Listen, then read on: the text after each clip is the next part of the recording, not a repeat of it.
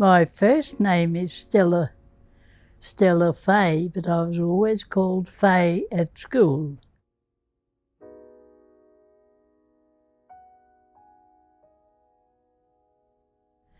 And I was born on the northwest coast of Tasmania, and I was one of 10 children, and we had to walk 3.5 miles to school and 3.5 miles back home. And then on Sunday, we had to go to Sunday school. So that was 6 days a week. And I think to this day, every day now, well, even at seasons, I walk 2 kilometres. But I must admit, with the hot weather, I cheat a bit and come home halfway. However, I still walk a lot. And I think that has helped me keep my sanity and also my health. In Tasmania, we lived on a property where we had our own chooks. My father kept bees. We had lots of fruit trees. We had beautiful vegetable gardens. We had 2 cows, and my mother used to make our butter, and we always had lots of lovely cream, and we were really spoilt children. However, after I left school, I went to Tasmania, to Melbourne, because my sister married a young man from Melbourne and was homesick. So I went over to Melbourne and got a job. And while I was there, I became interested in nursing, and the St John's ambulance took hold of quite a few of us girls and trained us. And then, of course, the war broke out, and my 2 brothers joined the Air Force, and one of them never forgave me because I went overseas and he didn't. He had an occupation force, and he never quite forgave me. However, I joined the military force, and when the war broke out, and worked in Melbourne at the hospital there at Heidelberg, and they decided they'd send us overseas. So we had to get our discharge from the military force and join the AIF, which some of us couldn't do quickly enough. And we weren't very long before we were sent overseas, and we travelled. My most vivid memories are climbing up the side of that troop ship in Sydney Harbour. We'd been on the train all night. We were tired, but we had a respirator, a steel helmet, and a water bottle. And we climbed up on a rope ladder on the outside of the Queen Mary with thousands of troops shouting, "You'll be sorry, you'll be sorry." I got to the stage before I got to where I wanted to be. I think I'm almost right. You're almost right. It was petrifying. People pulling all different ways. See, there was a big rope ladder. Must have been a dozen girls on that at once, swaying this way, that way. It was really frightening. And you'd look at the water and wonder how long I'll be before I'm down there. Anyhow, we made it, and we sailed into Port Tewfik, and we were discharged from the, we got off the army, we got off the ship and got on a train, a dirty train, sat all night on the way to Palestine. And when we got to Palestine, we joined the first Australian Army, first AI, and one of our girls from South Australia had developed an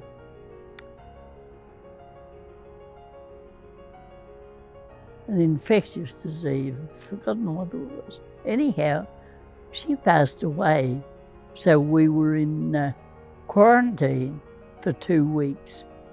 So we used to have to go walk marches, march walk, and we had a pommy officer take us and he'd say, pick 'em up, and we'd all laugh.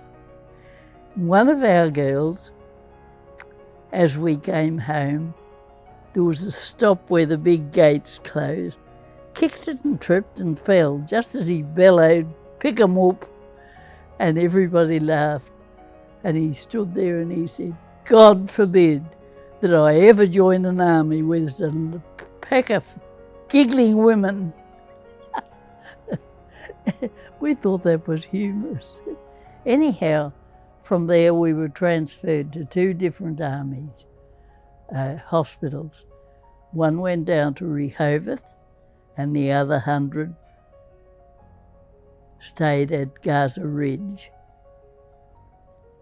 And we were there until the 9th Division came home when the Japs were threatening Australia.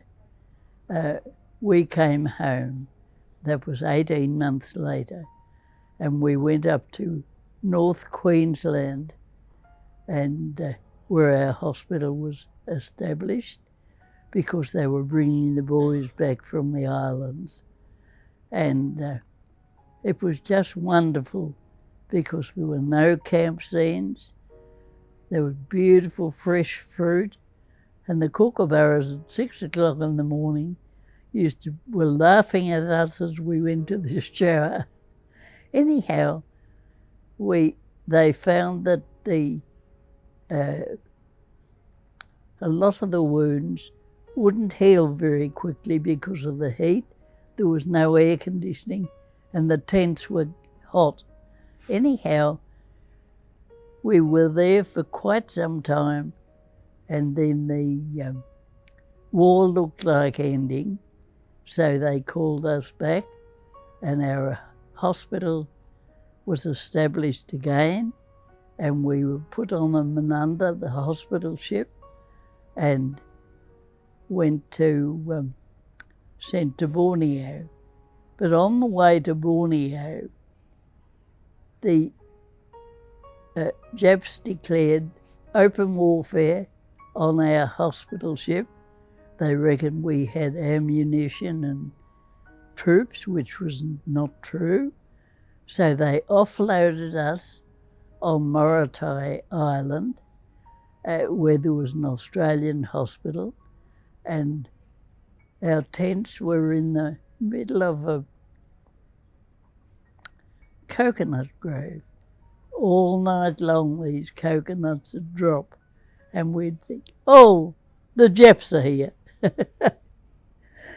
We're a pack of idiots. Anyhow, after 3 weeks, it was all clear, so we went on our way and arrived on Labuan Island, which was in Borneo, and they brought the boys who had been prisoners of war in Japan for 3+ years, and we nursed those boys, and they were not well enough to come home when the war was declared over, so we stayed on for another 6 months and came home then. And I asked for my discharge, and the officer told me, no, She wanted me to go to Japan in charge of the girls with the occupation force. And I said I refused because I don't respect the Japanese and I would not step foot on their soil. And she was very angry. And I could have been charged with insubordination, but they weren't game enough. So anyhow, she said, oh, you'll get over it. Come back in a month. So I went back the next month. In the meantime, I was on the troop train that used to go 1 week down to Sydney and 1 week to Adelaide. And I was on that troop train, bringing boys back and some of the girls. Anyhow, after it was in May, 6 months, the war was over in August, and this was next May. So I went to her and I said, I'm going to do something that's quite unforgivable. She said, what are you going to do? I said, you can keep my deferred pay. I'm going to take a dishonourable discharge. I'm walking away. She looked at me. She said, you wouldn't dare. I said, I would, I'm telling you now. That's what I plan to do. You won't give me my discharge, and I've no alternative. Oh, she said, come back in a month. I thought, oh. So I went back. When I went back the next month, she had everything laid out. All I had to do was sign this and this and this, and I was free.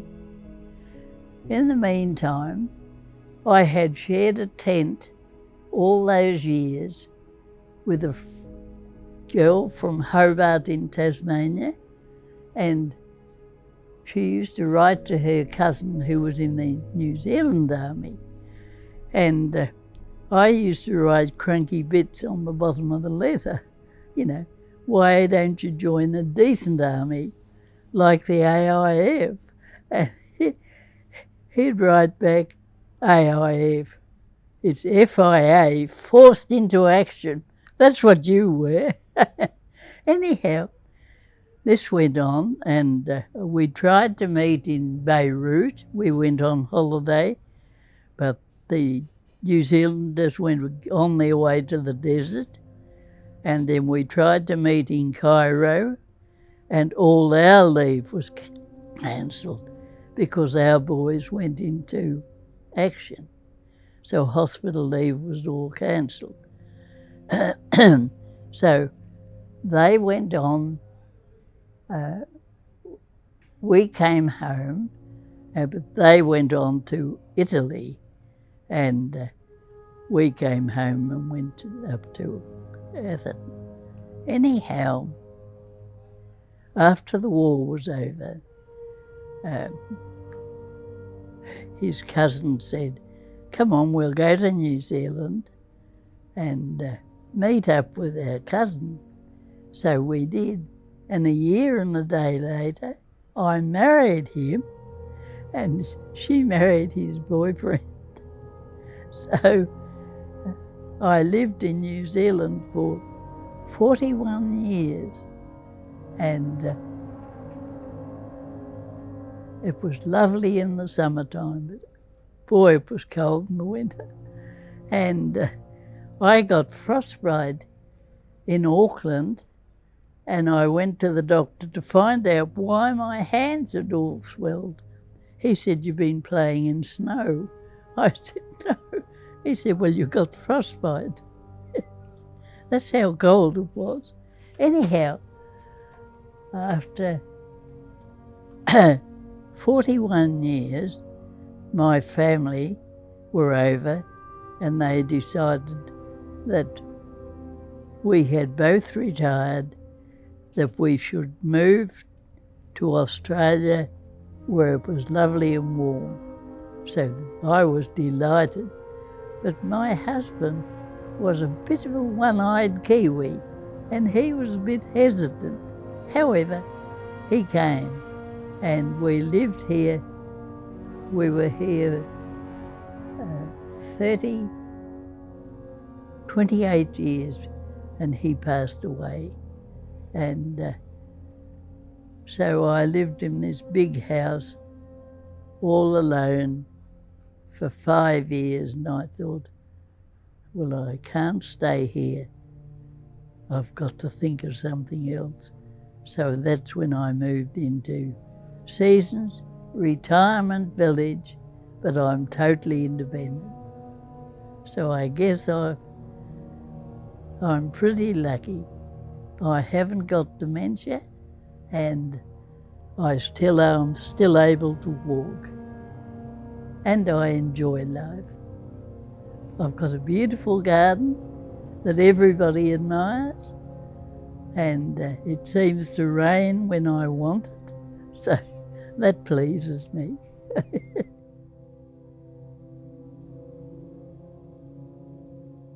He joined when he was 21. He was in an armoured regiment, and he was down the desert, and they recalled him when the war was almost over, and they were down the desert in action, and he and one other person were the only two originals left. So they sent for them, told them to report back to headquarters. There was a jeep for them. So they went, and they were told they were being sent home. The war was almost over. And what he did was turn around and went back down to say goodbye to his friends, and they were furious with him. Anyhow, he came home, and he had a few problems, but we overcame them. And we had 3 children, and one daughter still lives in New Zealand. I talk to her about every other week, and one son in Perth and one in Sydney. And the Sydney folk often come up and spend the day with me. Elizabeth was the first, and then there was John and Gregory. It was very pleasant. We were on Gaza Ridge, where the trouble is now, but there was a very big cemetery there from the First World War, and a lot of gum trees. We used to go and get the gum leaves, stick a match to them and smell them. It was quite stupid. Anyhow, we used to go down to Gaza Beach, and there was a special section they had where we had privacy, because the Arabs used to follow us. And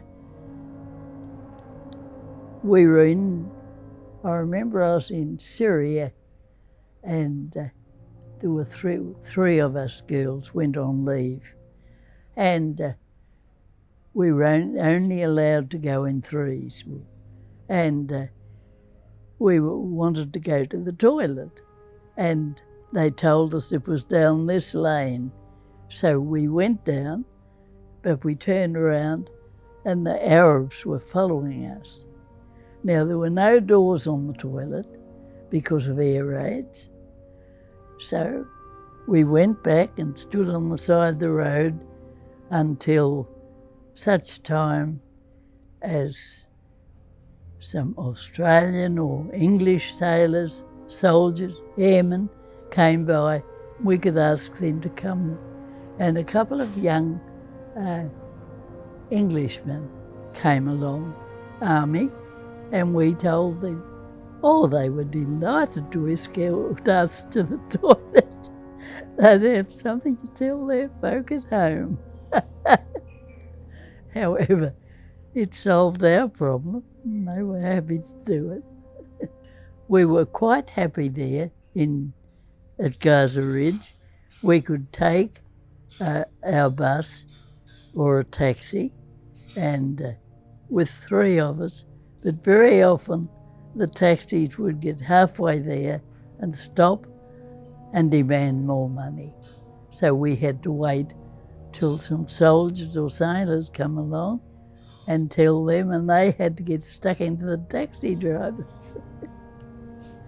Anyhow, we had a wonderful look round. We were so fortunate. And where our tents were, we had our showers and our toilets half the paddock away from where our tents were. We had to walk through all these beautiful poppies. Oh, they were so gorgeous. And last year at the nursery, I was able to buy some Flanders poppy plants, and I've got the seed ready to plant them again. And they flowered, strangely enough, on Armistice Day. I had lovely red poppies. They used to put plasters on everything. They had gunshot wounds, they'd put big plasters over them and leave them. Cut little windows in them to see if there was any gangrene. And anyhow, I was in dirty surgical. And when we had to shut up the tent at night so there were no lights showing, the smell there of rotting flesh, it was just so terrible.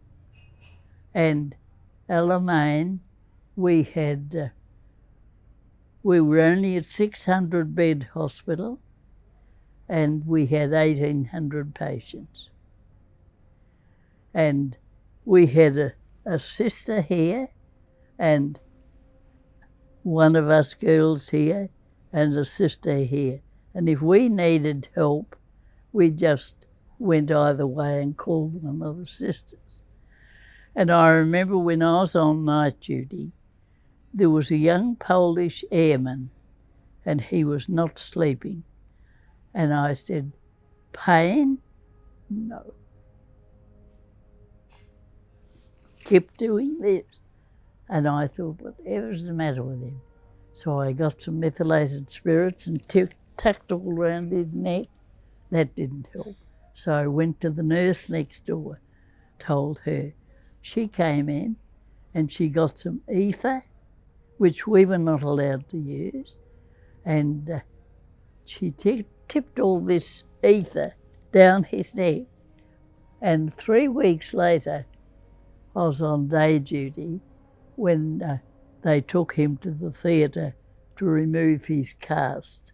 So he was in plaster from here right down.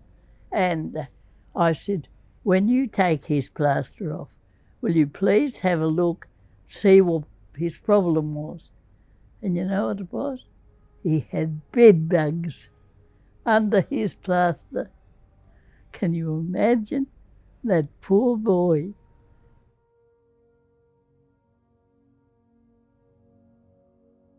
We had reunions all over Australia, and they came up to Calandra, and I organised one here, and I think there were about 80 people came. But of course they're all gone. There's only a couple of us left. I've lost track of,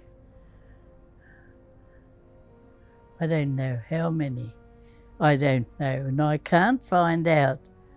And I must try the army again, see if they can tell me if there's any left.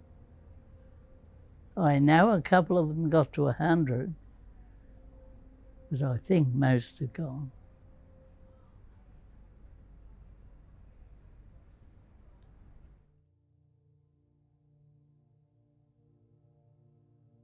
Yes, those girls, 3 of them, I knew very well. They left the Heidelberg Military Hospital a week before we did. we were so envious we wanted to go with them. And of course they had a terrible life. It's just about the anniversary of that happening now, I think. Anyhow, they had a terrible fate. I knew them very well.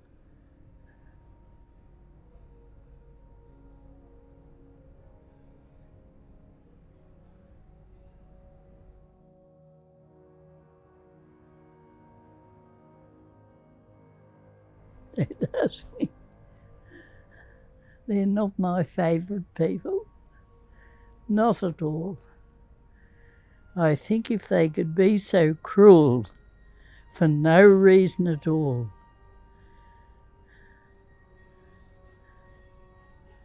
And how could they treat, even when they had our girls in the water, they kept bombing them. It was just shocking. No.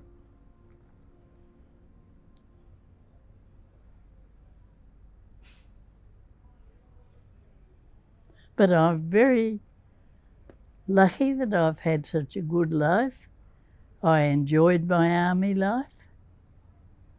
It was very, very quiet when I went home. I'd go to the bathroom, there was nobody there to yell out, "How much longer are you going to be?" My mother wanted me to stay home because I was terribly thin and very yellow with atabrand, and she wanted me to stay home. But it was so quiet I was going crazy. I couldn't do it. Anyhow, no, I had to get it back where there were people. But I had a little grandson, great-grandson in Perth, in Sydney, and his grandfather taught him how to do the haka. Well, if you'd seen this little kid doing the haka, but he didn't poke his tongue out. And I said, "You wait a little bit older. Poke his tongue out." However, he's a schoolboy now, and he rang me up the other day, and he said, "Gigi," I'm great-grandma, you see, "Gigi, did you ride a horse to school?" And I said, "No." "How did you get there?" "We walked." "Oh." "How did you cook your meals if you didn't have electricity?" You know, kids are really funny. Well, when we were in Queensland, there was a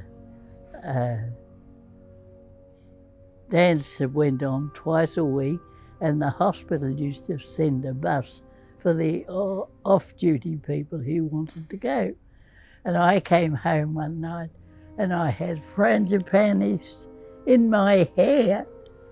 And when I walked in the door, there was our officer checking to see if we were back on time. She said, "About those flowers."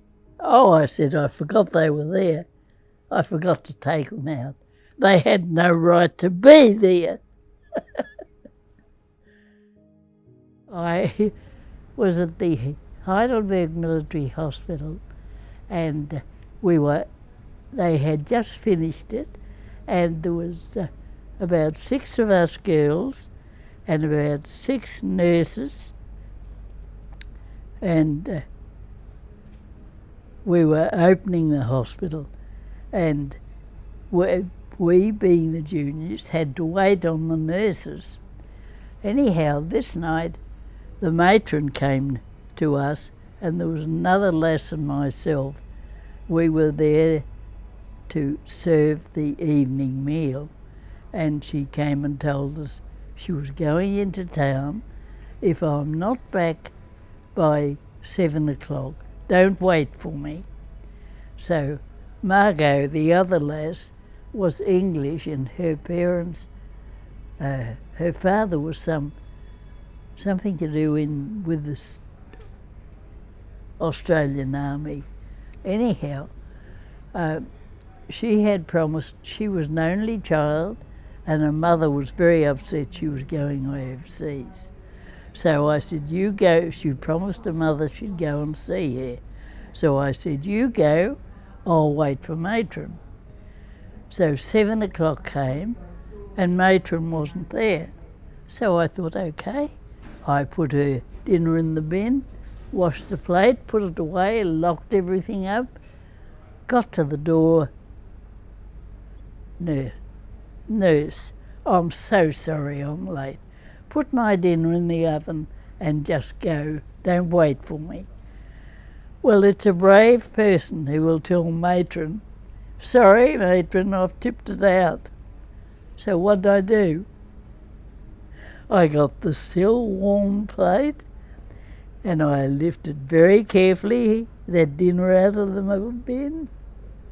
There wasn't much gravy, I admit. And I put it in the oven. I went for my life. Well, Matron lived to be 95, so it didn't hurt.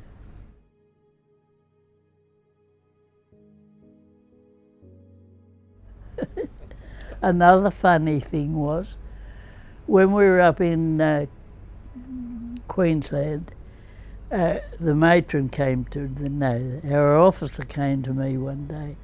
She said, would you mind if I took you out of the wards and got you to set up a lunch table?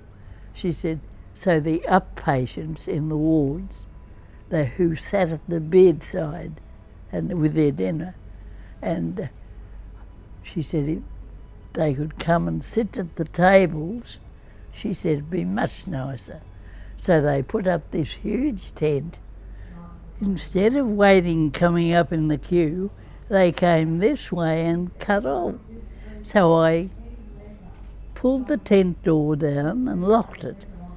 And this morning, just before midday, a very irate sergeant major came in. Who shut that bloody door? And I said, I did.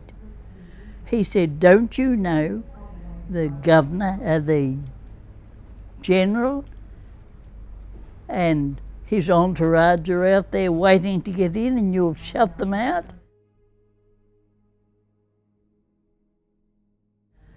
And I said, oh, well, go and open the bloody door. He expected me to run and open it. I said, go and open it. So he did. Walked off. And that same place, I had a little vase of flowers I put on every table, because I always had flowers outside my tent and there were always wild flowers. Anyhow, I had these lovely sweet peas I treasured, and there was a little Aboriginal boy, and he picked the sunflowers, sweet peas up, picked them up, stirred them in with his vegetables and meat, and ate the lot. And anyhow, that was just before I went to Borneo, and I was given a week's leave, and I was in Melbourne, and that same boy had got his discharge and was collecting tickets on the tram. And he called up, walked up to me, put his arms around me, told everybody I nursed him, and I looked at him, I said, yeah, and you ate my sweet peas.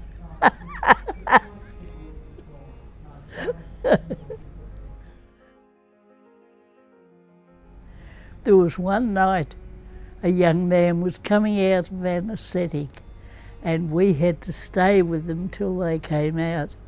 And I was standing there, And I kept talking to him, and all of a sudden he said, "You're an Aussie, what are you doing here? The Japs will get you." And he grabbed me and tried to pull me into bed.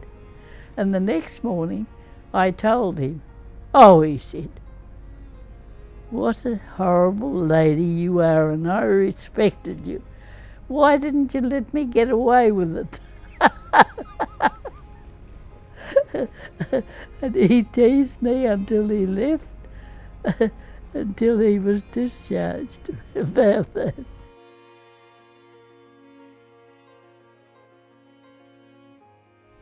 The first I heard was I had a letter from my mother telling me that one of the boys I went to school with had been returned home, and he was blind, and he was blinded because of the bombing of Darwin. And we didn't know Darwin had been bombed. That's the first we heard of it. And some of the other girls had similar news. Oh, they were very worried. That's why they brought the 9th Division home from, they brought the 9th Division home back to Australia, because they were frightened. If it hadn't been from America, I think the Japs would have got us. Yes.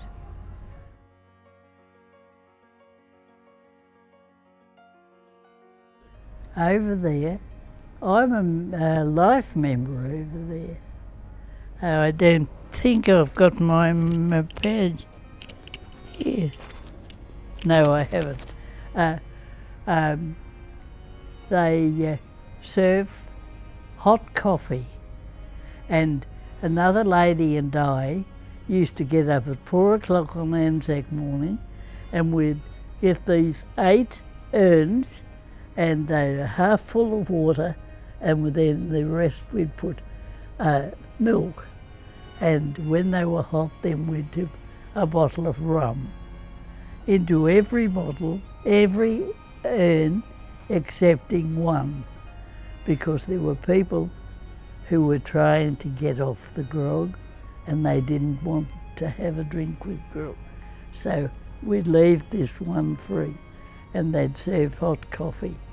And a lot of the young ones would come and have a drink, and it was lovely. No, they did the very same way, and at seasons they have quite a nice Anzac service. There's always somebody from the RSL who will come, and yes, it's very nice, and Armistice Day, the same.